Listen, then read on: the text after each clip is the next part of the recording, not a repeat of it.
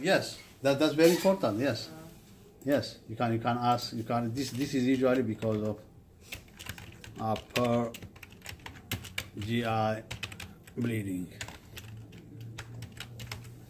Okay, and also if they have any burning sensation on the abdomen and so on, you can ask that one. And there is a test which is called FOBT, which is called fecal occult blood test. Fecal occult blood test means a test to check any hidden blood in the stool. Okay? Okay. Hidden. FOBT is black. What does it mean? FOBT. FOBT means fecal occult blood test. It's a test to see any hidden blood.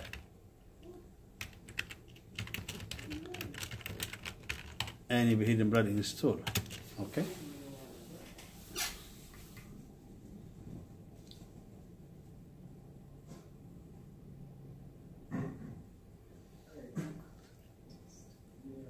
So usually FOBT, fecal occult blood test, is used as a screening test for colon cancer. You know that? Let's say if you are above 50 years of age, then you can have a screen for colon cancer. What do you do? That means you do if there is any hidden blood in the stool, which is positive for FOBT. If there is hidden blood in the stool, it's positive, then you can go for colonoscopy. Okay? Do you know colonoscopy? No. Yeah, colonoscopy. I don't know. Colonoscopy means a test to see the colon. Let me show you some of the colonoscopy. Here, can you see? Here, you can insert like a tube inside, and usually the colonoscopy, it has a camera at the end, okay, so that you can take the picture inside, or you can also do what's called biopsy. You know biopsy? What's biopsy? Biopsy, yes, means to check the blood. Yeah, to check tissues. Yes. Okay, to check tissues. That means you can check the characteristic of biopsy. That means you try to check the characteristics of the tissues. Do we have in our notebook this? Yes, everything is there. That's why I told you to follow me with that. I think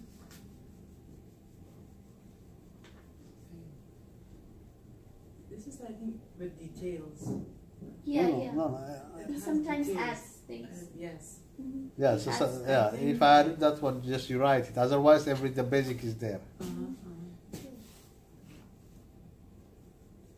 Write in the notes, you know.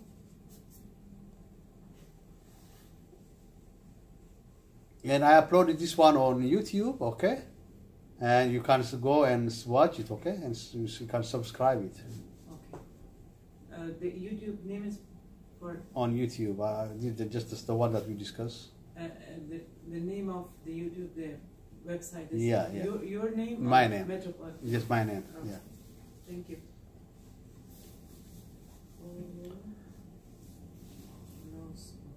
Then urinary complaints. What are some of the urinary complaints? These are like what? Frequency. Frequency means how frequent you go to the restroom or to pee. Okay. Urgency. Dysuria. Dysuria means what? When you have difficulty of urination. Okay. Sometimes you have burning sensation during urination. Yes. Difficulty of urination is called dysuria. So that shows there is what urinary tract infection.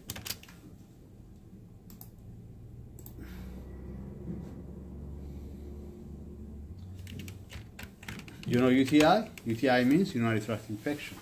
That means, what does the urinary tract contains? What are the structures of the urinary tract? That you taught biology, yes? Kidney Kidneys, and the what's the yes, the ureter, Tubes? ureters, Yes. Uterus. And then bladder Bladder. and urethra. Urethra. Okay, these are the four structures of the urinary system. So that means basically you check, okay, all this when you ask the urinary symptoms, okay?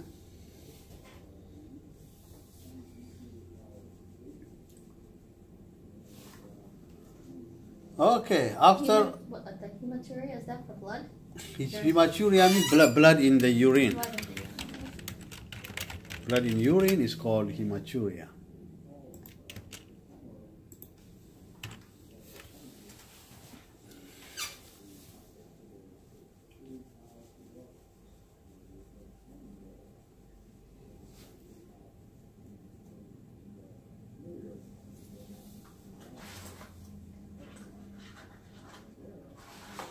Okay, then menstruation. Menstruation is measurement. That's where we stopped earlier, yes? Yeah. So the act of measuring is called menstruation, or sometimes it's also called anthropometric measurement. Okay, it's also called anthropometric measurement, like it's called anthropometric measurement.